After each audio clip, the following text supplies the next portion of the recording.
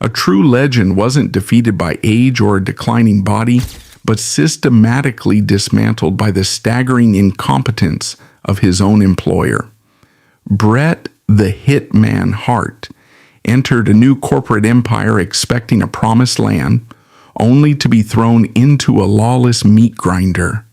A notoriously reckless kick delivered a catastrophic blow to his head, inflicting a severe traumatic brain injury that should have stopped the show immediately. Instead of receiving critical medical intervention, he was forced by a negligent management to keep taking brutal physical impacts with a severely traumatized brain. The subsequent career-ending diagnosis, followed by a near-fatal massive stroke, exposed how a billion-dollar machine ruthlessly ground a master of his craft into dust. The story begins in the freezing, unforgiving winters of Calgary, Alberta, Canada, in the basement of a sprawling brick house known as the Hart family home. This basement housed the legendary Dungeon, a rudimentary wrestling room where Bret's father, Stu Hart, stretched and trained generations of athletes. Stu was a promoter and a legitimate tough guy who viewed professional wrestling not as a comedic pantomime, but as a rigorous, respected athletic discipline. From the moment Bret was old enough to walk onto the canvas, a singular ironclad philosophy was drilled into his psyche. He was taught that professional wrestling is an illusion of violence, built entirely on a foundation of absolute trust. The man standing across the ring from you places his life, his health, and his family's livelihood in your hands. To break that trust, to be reckless, to injure a colleague due to carelessness, was considered the ultimate sin. Bret internalized this philosophy. It became his religion. As he rose through the ranks of the World Wrestling Federation in the 1980s and early 1990s, he earned the moniker the Excellence of Execution. This was not a superficial marketing gimmick conceived in a corporate boardroom. It was a factual description of his working ethic. Bret was a mechanic. He possessed a clinical architectural understanding of human biomechanics. He could wrestle a 300-pound giant or an agile high flyer and guarantee with absolute certainty that they would walk back to the dressing room under their own power. He took fierce pride in the fact that, in a brutally physical industry, he never severely injured an opponent. He believed that if he gave his blood, his sweat, and his unwavering loyalty to the company would, in turn, protect him. It was a naive assumption that the corporate world would eventually use to destroy him. By the mid-1990s, Bret Hart was the face of the WWF. He was the reliable traditional champion, anchoring the company during a period of financial instability and steroid scandals. However, the landscape of the entertainment industry was rapidly mutating.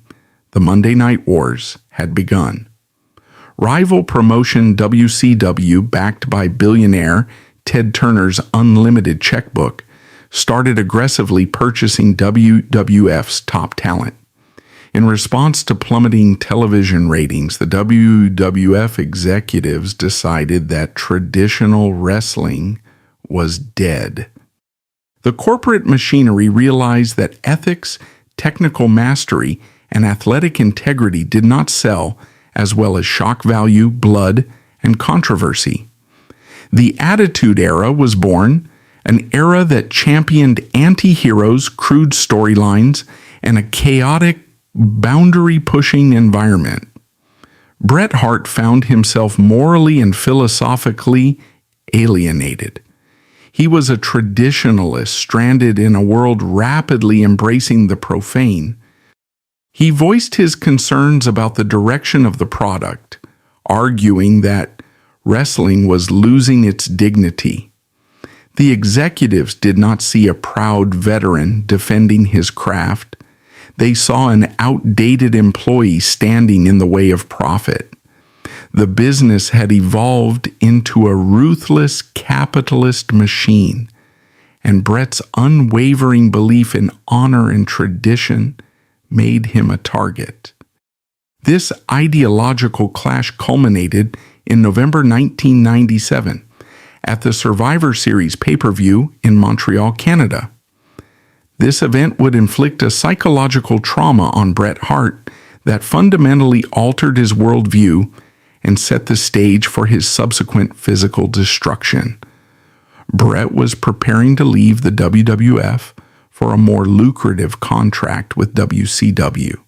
He was the reigning WWF champion. A standard agreed-upon protocol exists in professional wrestling for a departing champion to lose the title in a way that protects both the company's business interests and the wrestler's dignity.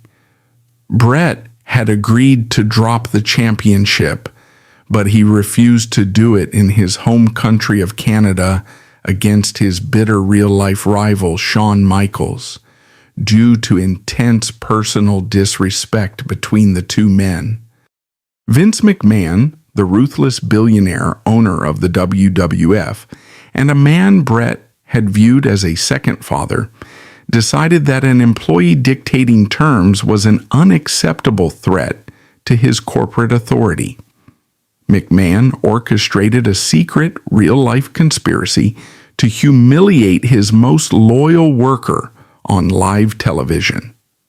As Bret was locked in a submission hold during the match, McMahon, standing at ringside, aggressively ordered the referee to ring the bell. Bret had not submitted. The match was abruptly ended, the championship was stripped from him, and the broadcast was swiftly cut. This event, known globally as the Montreal Screwjob, was far more than a scripted storyline gone wrong. It was a profound, deeply personal betrayal. Bret Hart stood in the center of the ring in Montreal staring down at Vince McMahon and realized that the last 14 years of his life had been a lie.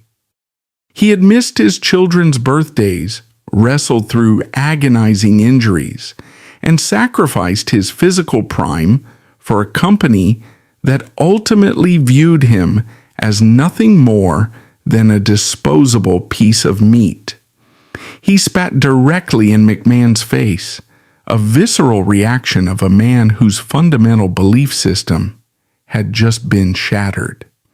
The psychological damage was immeasurable. Bret realized that loyalty in the corporate wrestling world is a one-way street. The executives demand your blood, but the moment you become inconvenient, they will discard you without a second thought. The unwritten contract of trust, the very foundation he had been taught in the Calgary dungeon, did not exist in the executive suites of Stamford, Connecticut.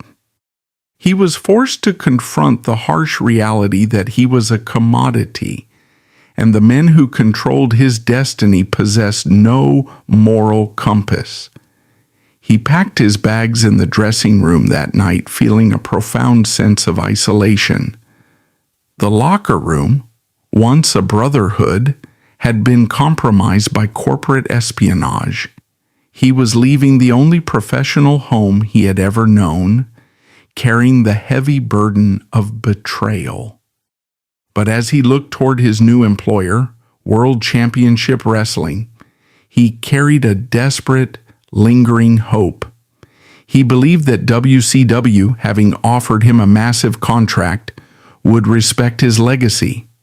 He believed he was escaping a manipulative dictatorship and walking into a fresh start where his talents would be revered. It is a cruel irony of human nature that trauma often blinds us to the dangers waiting ahead. When a man flees a burning house, he rarely stops to inspect the structural integrity of the shelter he runs towards. Bret Hart walked out of the Montreal arena believing the worst was behind him. He did not know that by escaping a ruthless, calculating corporate dictator, he was walking straight into the jaws of a completely lawless, chaotic asylum. He traded a system that betrayed his mind for a system that was so profoundly incompetent, it would soon destroy his body entirely. When Bret Hart walked through the doors of World Championship Wrestling in December 1997, he was not merely a professional athlete signing a new contract. He was a living, breathing martyr. The echoes of the Montreal Screwjob had transcended the insular world of professional wrestling, spilling over into mainstream media. He was the most talked about, intensely sympathized with figure in the global entertainment landscape.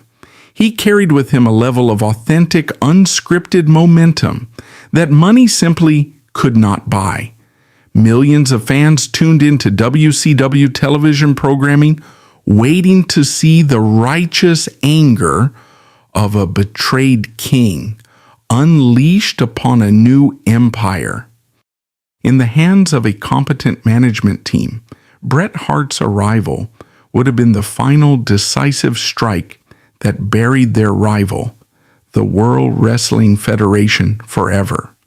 Instead, what followed was a masterclass in corporate malfeasance, a slow-motion strangulation of a legendary career by a bureaucracy that possessed more money than sense. To comprehend the depth of this failure, one must analyze the deeply flawed architecture of WCW during the late 1990s. Unlike the WWF, which was ruthlessly micromanaged by a singular dictator in Vince McMahon, WCW was a bloated appendage of Ted Turner's massive broadcasting conglomerate. The men signing the checks were corporate television executives in Atlanta who understood nothing about the intricate psychology of professional wrestling. The men running the locker room were executives who had handed out guaranteed multi-million-dollar contracts with unprecedented creative control clauses to a select few aging superstars. This meant that the top of the roster, men like Hulk Hogan and Kevin Nash, could legally refuse to lose matches or participate in storylines that did not serve their own narcissistic interests. WCW was not a meritocracy. It was a toxic political fiefdom where survival depended entirely on backstage alliances rather than in-ring ability. Bret Hart stepped into this environment expecting to be treated as a franchise player. He expected compelling storylines that would capitalize on his real-world heat. The sheer incompetence of WCW's creative department was immediately laid bare at their biggest event of the year, Starrcade 1997. Instead of debuting Bret as an unstoppable force or a vengeful crusader, the booking committee inexplicably assigned him the role of a special guest referee in a match between other wrestlers. The air was instantly let out of the balloon. The hottest commodity in the industry was neutered on his very first night, relegated to wearing a striped shirt and counting pinfalls while the established WCW politicians protected their own screen time. This was not a singular misstep. It was the beginning of a systematic devaluation. Over the next year and a half, the creative team tossed Bret Hart into a blender of incoherent, constantly shifting narratives. One month, he was a noble hero. The next, he was a cowardly villain aligned with the very faction he had sworn to destroy. He was placed in meaningless mid-card feuds. His matches cut short to accommodate 10-minute monologues by non-wrestling personalities. For a man who viewed his profession with the utmost reverence, this was a profound psychological torture. Bret Hart was a master storyteller whose canvas was the wrestling mat. He needed 20 minutes, a logical premise, and a competent opponent to weave the psychological masterpieces that had defined his career. In WCW, he was handed a paintbrush, thrown into a dark room, and told to paint by numbers in 3 minutes or less. The trauma of Montreal began to curdle into a deep, pervasive depression. Bret had sacrificed the security of his longtime home, only to realize he had boarded a sinking ship captained by fools. The physical toll of his profession, accumulated over 2 decades of constant bumping, was beginning to mount. He was wrestling through groin injuries, knee problems, and the chronic exhaustion of life on the road. Yet, physical pain was something he knew how to manage. It was the spiritual exhaustion that was breaking him. He was in his early 40s. The window of his physical prime was slowly beginning to close, and he was watching his legacy being squandered by a committee of writers who treated his life's work as a joke. He was an isolationist in a locker room divided by factions, a man who still believed in the honor of the business trapped in a building where honor was considered a liability. The tragedy compounded exponentially in May of 1999. While Bret was languishing in the creative wasteland of WCW, horror struck his former company. His youngest brother, Owen Hart, tragically fell to his death during a live WF pay-per-view event due to a grossly negligent, poorly planned stunt involving a faulty harness.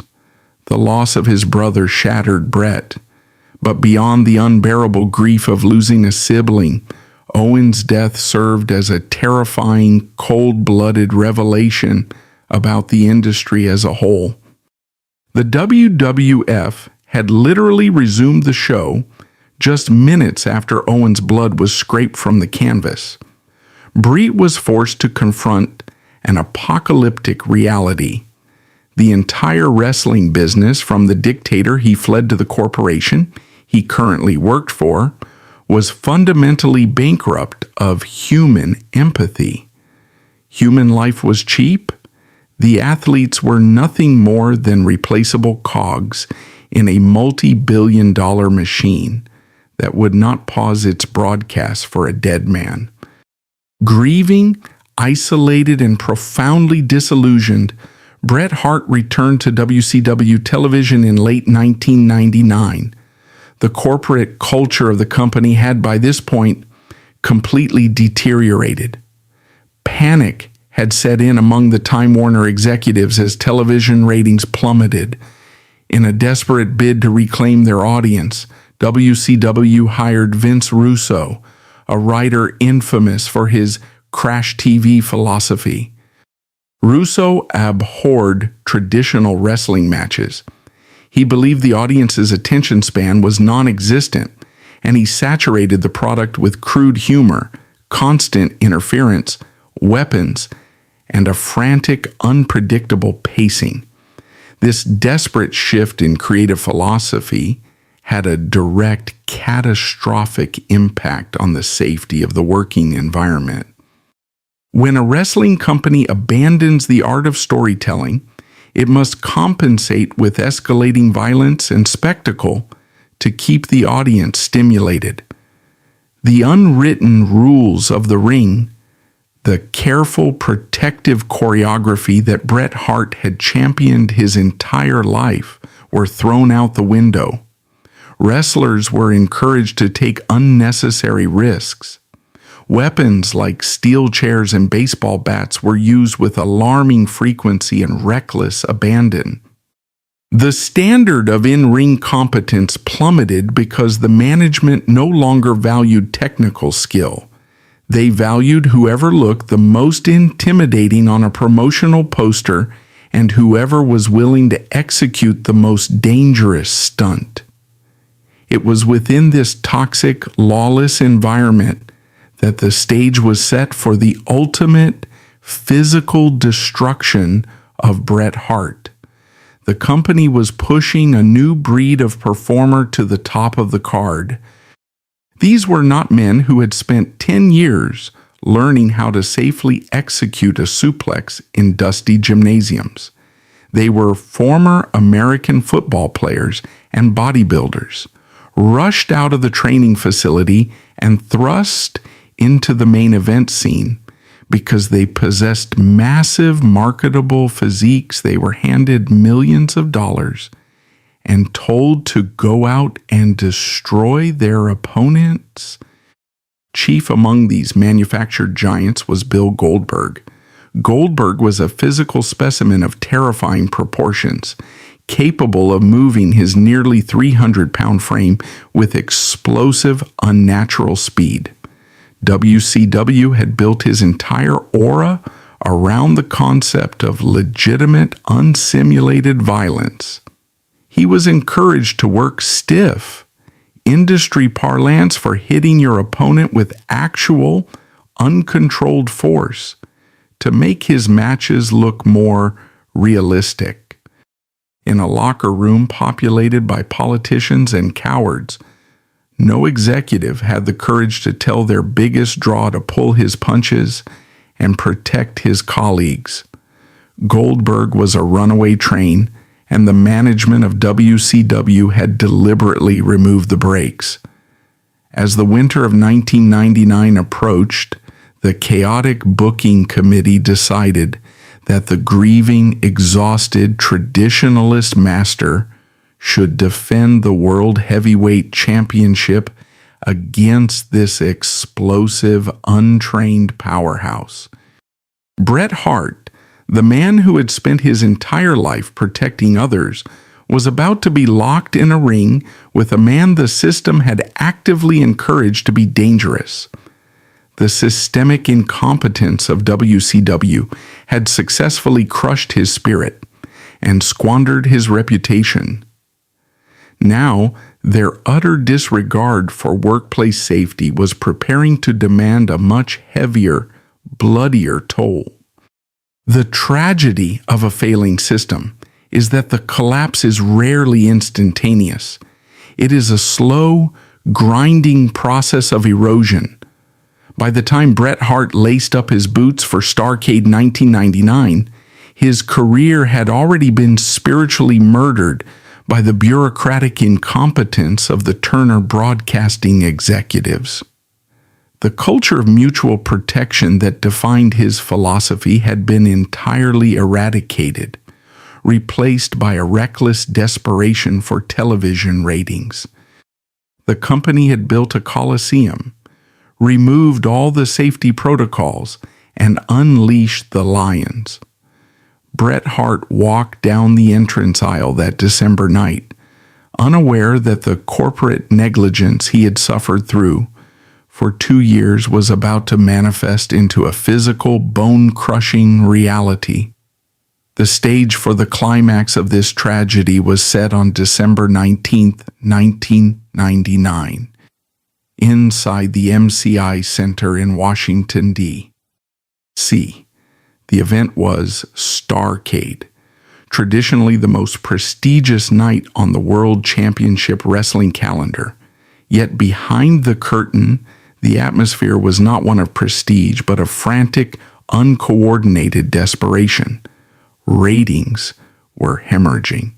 The corporate brass was demanding immediate results, and the creative team, led by proponents of chaotic crash TV, had booked Bret Hart to defend the World Heavyweight Championship against Bill Goldberg. This matchup was not a clash of equals, it was a collision of entirely opposing philosophies. Bret Hart represented the meticulous psychological art of professional wrestling, a discipline requiring absolute precision, mutual trust, and the fundamental principle that the performers must protect each other's bodies at all cost. Goldberg represented the antithesis. He was an explosive former American football defensive tackle whom WCW had rushed through their training facility. They had instructed him to maximize intensity and aggression, actively encouraging a reckless, stiff style of combat to project an aura of legitimate danger. Goldberg did not have the foundational mechanics to protect his opponents, nor did he possess the situational awareness to dial back his immense physical power. WCW management knew this.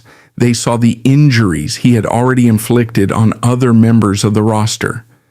Yet blinded by the short-term revenue he generated, they deliberately looked the other way, placing their most technically sound traditional champion into the ring with a human wrecking ball. As the match unfolded, the lack of chemistry was palpable. Bret Hart, the master mechanic, attempted to guide the bout, structuring the narrative to mask Goldberg's glaring technical deficiencies. But raw, undisciplined power cannot be guided if it refuses to be controlled. The fatal sequence occurred late in the contest. Goldberg whipped Hart forcefully into the ring ropes.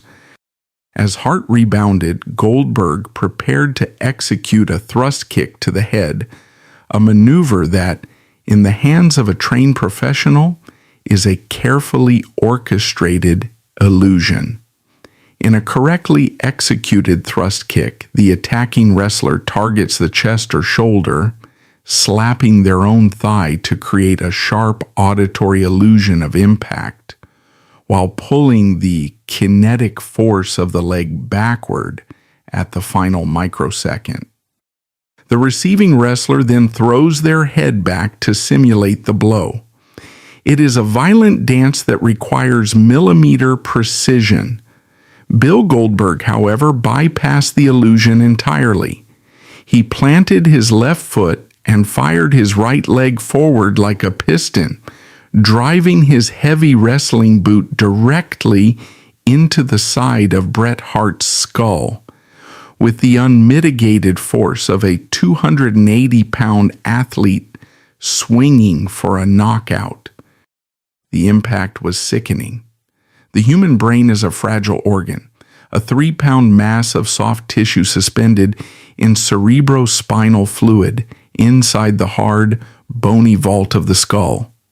It is not designed to absorb blunt force trauma. When Goldberg's boot struck Hart's head, the violent kinetic energy caused Hart's skull to accelerate rapidly, whipping his neck backward. Inside the cranium, Hart's brain slammed violently against the interior wall of his skull, then rebounded and crashed into the opposite side.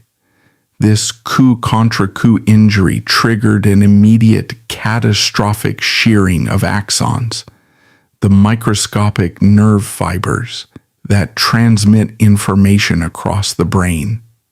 Bret Hart crashed to the canvas, his autonomic nervous system instantly plunging into severe shock. He was completely concussed, his vision fracturing into a disorienting blur, his ears ringing with a deafening high-pitched frequency. In any legitimate sporting organization, or even in a competent theatrical environment, this is the exact moment the failsafes are deployed. A trained referee recognizes the glazed look of a severely traumatized athlete and signals for the bell. The ringside physician sprints to the mat, the broadcast cuts away, the match ends, and the injured worker is immediately stabilized and transported to a neurological trauma center. But World Championship Wrestling possessed no such fail-safes. The corporate culture was so deeply steeped in the archaic, toxic mentality of the show must go on that the concept of halting a live broadcast for a medical emergency was considered anathema. The referee, witnessing a man suffer a severe traumatic brain injury in real time, did nothing. The executives monitoring the broadcast from the safety of the backstage production truck did nothing. The match continued. Bret Hart, operating on nothing more than the blind, ingrained muscle memory of the Calgary dungeon, managed to peel himself off the canvas. His brain was swelling. His cognitive functions were misfiring. Yet he finished the match, taking further physical impacts before mercifully returning to the locker room. The negligence that allowed the kick to happen was deplorable, but the corporate negligence that followed was borderline criminal. When a human being suffers a severe concussion, the brain enters a state of metabolic crisis. It requires absolute rest, no physical exertion, no bright lights, no stress, in order to repair the damaged cellular structures and reduce the internal swelling.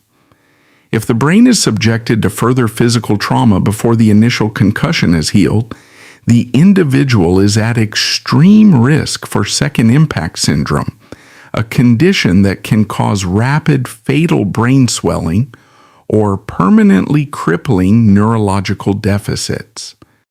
In the days following Starrcade, Bret Hart was a man deteriorating in plain sight.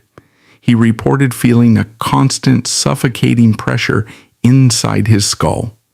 He was losing his balance, stumbling in hotel hallways. He developed gaping holes in his short-term memory, forgetting conversations moments after they occurred. His neck was rigid, and he was plagued by a relentless, blinding headache that no medication could dull. He communicated these symptoms to the WCW management and medical staff. A competent medical professional would have immediately confiscated his wrestling boots and ordered a comprehensive MRI and neurological evaluation. Instead, the WCW executives looked at their highest-paid star and saw only a television rating that needed to be fulfilled. They did not ground him. They did not send him to a hospital. They booked him to wrestle. The level of institutional apathy required to force a brain-damaged man back into a wrestling ring defies logic. WCW was owned by Time Warner, a multi-billion-dollar publicly traded conglomerate with armies of lawyers and risk management officers. Yet their wrestling division operated like an unregulated traveling circus. The executives demanded that Bret Hart fulfill his contractual obligations, relying on the manipulative, old-school conditioning of the wrestling industry to ensure his compliance. The industry had spent decades brainwashing its performers to believe that taking time off for an invisible injury like a concussion was a sign of weakness. Wrestlers were independent contractors, completely devoid of union protection or guaranteed health care. If you didn't work, you lost your spot, you lost your leverage, and you were branded a liability. Trapped in this psychological vice and suffering from a brain injury that severely impaired his own judgment and cognitive reasoning, Bret Hart did what he had been trained to do since he was a child. He wrapped his injuries in tape and went back to work. The weeks that followed Starrcade represent one of the darkest, most macabre chapters in the history of sports entertainment. WCW booked their concussed champion in a grueling schedule of television tapings and live events. The booking committee, entirely ignorant of his medical peril, placed him in heavily physical scenarios. The most egregious example occurred just days after the initial brain injury, when Hart was booked in a hardcore match against the legendary Terry Funk. In this lawless, weapon-filled brawl, the script called for Hart to take blows to the head with foreign objects. Imagine the sheer horror of this reality. A man with a swelling, bleeding brain, suffering from acute post-concussion syndrome, staggering around a brightly lit arena while taking unprotected strikes to the cranium with metal trash cans. Every subsequent bump, every fall to the mat, every jolt to his spinal column acted as a secondary concussive event. The corporate machine was actively, systematically pounding a legendary intellect into dust, week after week.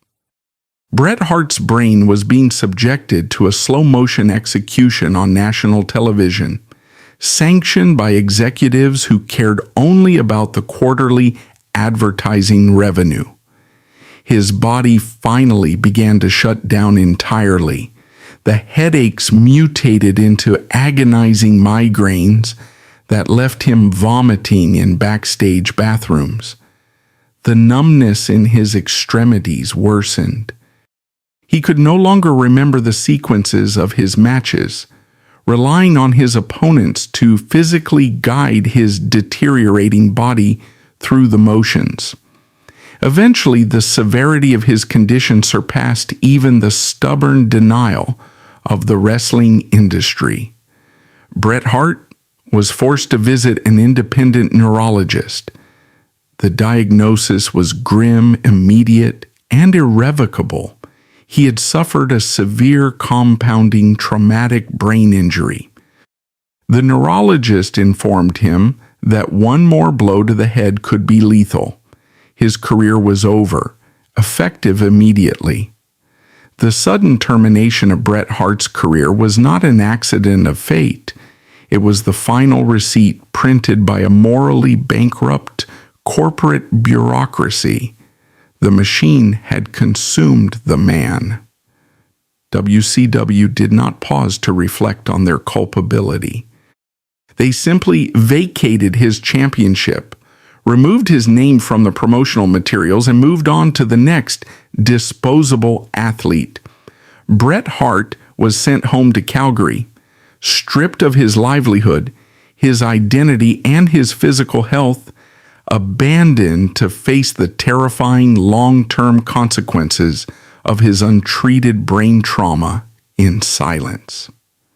But the damage inflicted by the incompetence of WCW was not yet finished with him. The structural integrity of his neurological system had been fundamentally compromised, silently laying the groundwork for a catastrophic physiological collapse that was yet to come. The silence that follows a forced retirement is not a peaceful quiet. It is a deafening, suffocating vacuum. For over 2 decades, Bret Hart had communicated with the world through the precise kinetic language of professional wrestling. His identity, his self-worth, and his daily routine were entirely inextricably linked to the roar of the arena and the physical execution of his craft. When the independent neurologist in the year 2000 handed down the irrevocable verdict that his career was finished, Hart was not simply losing a job. He was being exiled from his own existence. He returned to his home in Calgary, Alberta, not as a conquering hero transitioning into a graceful twilight, but as a heavily damaged exile, carrying a severely traumatized brain and a shattered spirit.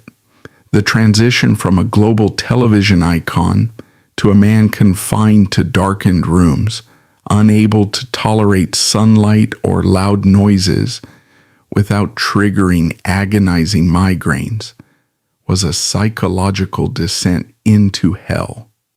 Unlike mainstream athletes protected by unions and medical pensions, Hart was isolated by the predatory independent contractor loophole.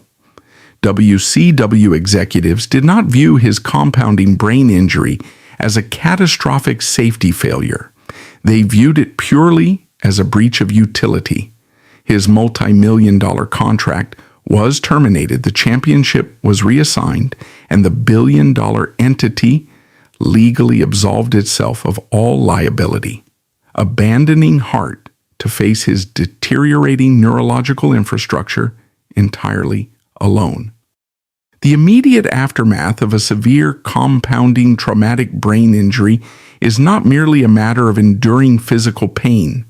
The brain is the seat of the self, the organ that regulates emotion, memory, and cognitive stability. As Hart languished in retirement, post-concussion syndrome began to dismantle his psychological architecture. He suffered from severe emotional volatility, plunging into deep, intractable depressions. He was a man mourning multiple profound losses simultaneously: the betrayal in Montreal, the senseless, preventable death of his brother Owen, and the unjust execution of his own legendary career. He was trapped in a failing body, haunted by the memories of a system that had wrung every ounce of value from his flesh before discarding him into the void. For 2 years, Hart lived in this purgatory, attempting to rebuild a semblance of a normal life outside the ring. But the corporate negligence of WCW had left a ticking time bomb inside his vascular and neurological infrastructure. The severe whiplash and repeated concussive trauma he had sustained during those final, lawless weeks in 1999 had not just bruised his brain tissue.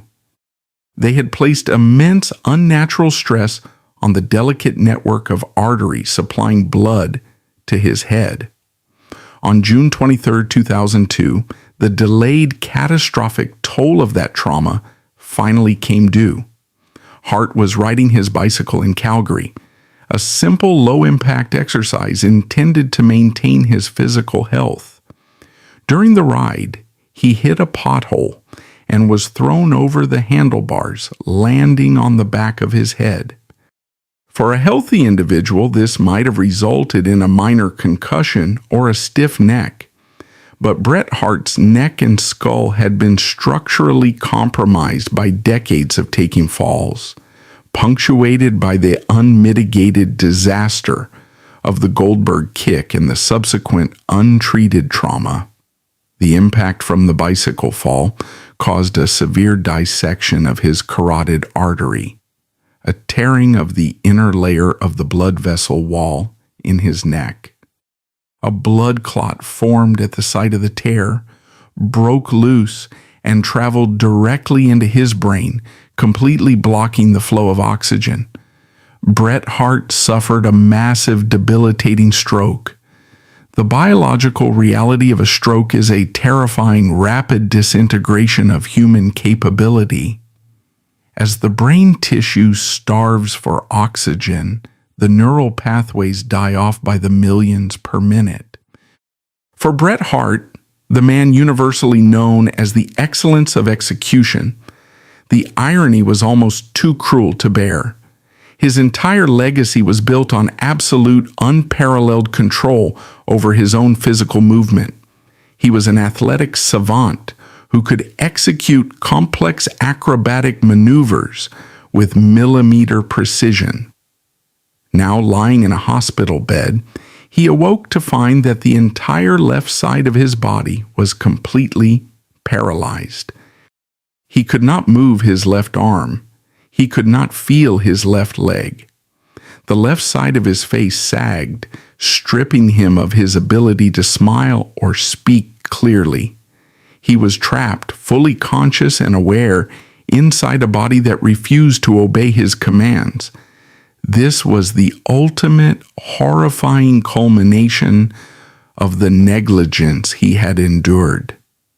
The wrestling industry had demanded his body, and it had finally taken it all.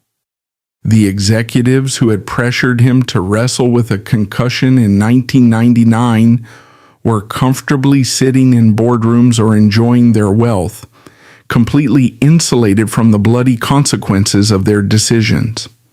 Meanwhile, the man who had generated millions of dollars in revenue for their networks was confined to a wheelchair, requiring assistance to perform the most basic, humiliating tasks of human survival.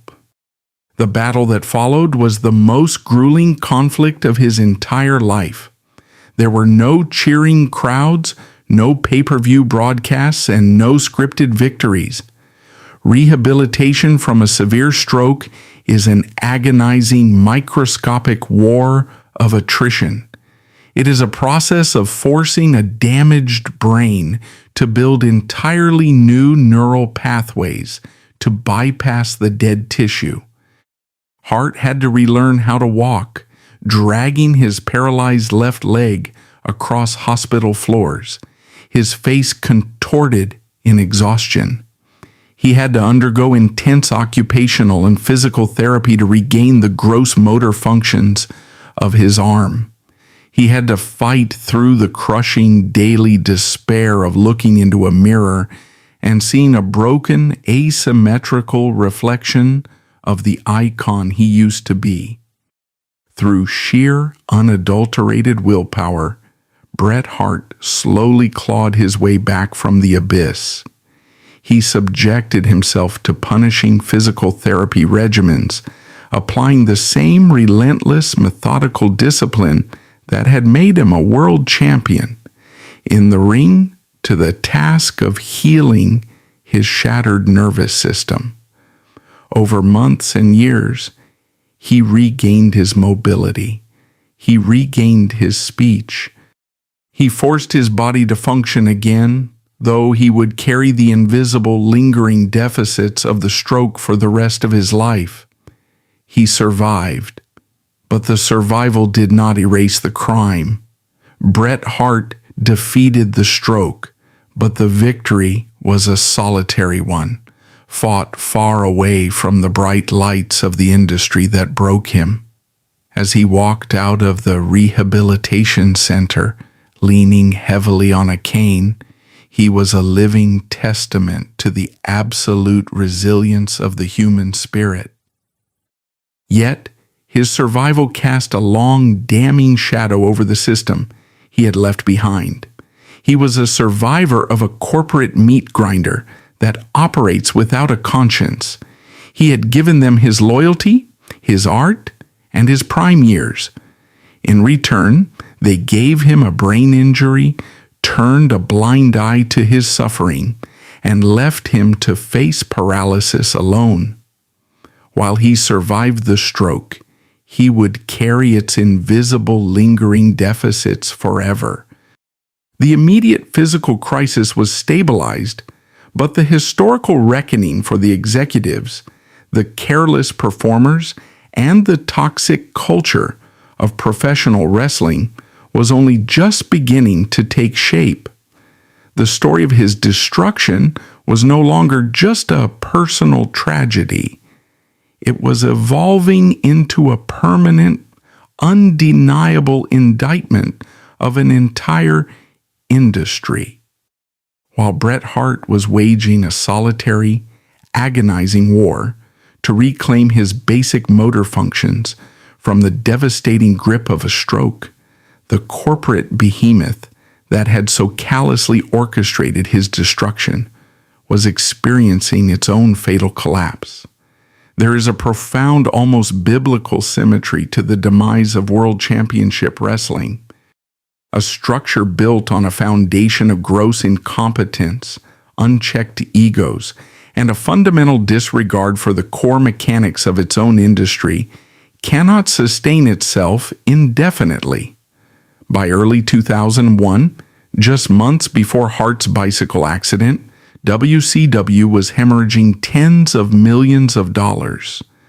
the chaotic crash TV booking philosophy that had encouraged reckless violence and alienated the core audience finally yielded its inevitable result. The viewers abandoned the product en masse. The Time Warner executives, completely detached from the human cost of their wrestling division, simply looked at the abysmal balance sheets and pulled the plug. They sold the entire company to their bitter rival, Vince McMahon, for a fraction of its former value. The corporate machine that had chewed up Bret Hart, squandered his global momentum, and fostered the lawless environment that shattered his brain, ceased to exist. It collapsed under the crushing weight of its own hubris. Yet, the death of WCW offered no tangible justice or immediate solace to the man they left behind. A corporate entity can simply file for bankruptcy, dissolve its assets, and erase its liabilities. But the human beings crushed in its gears are forced to carry the physical and psychological scars for the rest of their natural lives. For Bret Hart, the erasure of WCW meant that the perpetrators of his career's execution would never be held legally or financially accountable. The executives vanished into other corporate sectors. The careless performers moved on to other promotions. Hart was left holding the permanent crippling receipt. This glaring lack of accountability brings us to the most enduring, heavily debated controversy surrounding the end of Bret Hart's career: the culpability of Bill Goldberg. For decades, Hart has rarely minced words when discussing the man whose boot ended his livelihood. He has publicly and repeatedly condemned Goldberg's recklessness, his lack of fundamental training, and his failure to understand the sacred duty of protecting an opponent. Many observers within the industry, steeped in the archaic mentality that injuries are just part of the business, have criticized Hart for his enduring bitterness. They argue that professional wrestling is an inherently dangerous contact sport, and that the thrust kick at Starrcade 1999 was simply a tragic, unforeseen accident. To label the destruction of Bret Hart an accident is a gross, intellectually dishonest oversimplification. An accident implies an unpredictable anomaly within a functioning system. What happened to Bret Hart was not an anomaly. It was a statistical inevitability. When a corporation takes an athlete with immense explosive power, bypasses the rigorous years of technical training required to control that power, and actively encourages him to strike his colleagues with unmitigated force to spike television ratings, a catastrophic injury is not an accident. It is a guaranteed outcome. Goldberg was the weapon, a blunt instrument wielded without precision. But the hands aiming that weapon and pulling the trigger belonged to the management of WCW. Hart's enduring anger towards Goldberg is entirely justified. It is the righteous fury of a master craftsman whose life's work was destroyed by a careless amateur. But the historical indictment must ultimately fall upon the executives who built the arena, removed the safety regulations, and locked the doors. The historical consequences of Bret Hart's tragedy extend far beyond the parameters of a single wrestling match. His career-ending injury and the subsequent stroke stand as a chilling, permanent expose of the independent contractor loophole that has governed professional wrestling for over half a century. In any other billion-dollar athletic enterprise, The athletes are protected by powerful labor unions. They have mandatory concussion protocols, guaranteed health insurance, and independent medical personnel possessing the authority to overrule management and pull a concussed athlete from competition. The wrestling industry systematically denied its performers these fundamental human rights. By legally classifying wrestlers as independent contractors, the promoters absolved themselves of providing a safe working environment. Bret Hart's tragedy is the ultimate bloody manifestation of this exploitative labor dynamic. He was forced to rely on the corporate morality of men who possess none. His story remains a stark warning to any labor force stripped of collective bargaining power. When a corporation is granted total unchecked authority over the bodies of its workers, it will inevitably work them to death. As the years progressed, the wrestling industry was forced to confront the grim realities of head trauma, though this reckoning came far too late for Bret Hart. The tragic subsequent deaths of other performers related to chronic traumatic encephalopathy, CTE, eventually forced the WWE to implement rigorous concussion protocols and ban unprotected blows to the head. The very safety measures that Bret Hart had championed throughout his career, the meticulous care he preached in the Calgary dungeon, were finally codified into corporate policy only after the bodies began to pile up. History unequivocally validated Bret Hart's philosophy. The excellence of execution was not just a stylistic preference. It was the only sustainable, ethical way to conduct the business of professional wrestling. In the final act of his public life, Bret Hart made a profound, deeply personal decision to reclaim ownership of his narrative. The anger and bitterness over the Montreal screwjob, the death of his brother Owen, and the negligent destruction of his career by WCW had consumed him for over a decade. He recognized that carrying this toxic, unresolved trauma was a secondary, self-inflicted stroke that would ultimately destroy his soul. In 2010, he returned to the WWE. He stood in the center of the ring with Shawn Michaels, the man who had been the focal point of the Montreal betrayal, and publicly shook his hand. He made peace with Vince McMahon. To the casual observer, this reconciliation might have appeared as a capitulation to the corporate machine. In reality, it was an act of supreme psychological liberation. Bret Hart did not forgive the system because the system deserved forgiveness. He forgave the individuals involved because he refused to allow their past transgressions to dictate the emotional quality of his remaining years. He unloaded the heavy, suffocating baggage of the past so that he could finally walk forward. It was the ultimate victory of a man who had been stripped of everything, choosing to repair his own mind when the industry refused to do it for him. The legacy of Bret Sargent Hart is not defined by the kick that ended his career, nor is it defined by the corporate negligence that sought to erase him. His legacy is defined by his uncompromising integrity in an industry entirely devoid of it. He was a master artist operating in a slaughterhouse.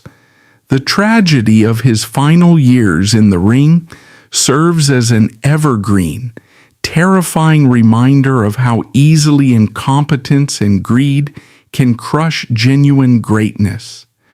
Yet, his survival, his grueling physical recovery from a massive stroke, and his profound psychological recovery from institutional betrayal elevates his story from a mere cautionary tale to a testament of unbreakable human endurance. The system tried to grind him into dust, but the system failed. World Championship Wrestling is dead, a footnote of corporate failure. But Bret Hart remains. He survived the machine, preserving his dignity, his intellect, and his indisputable status as the greatest mechanical mind the industry has ever known.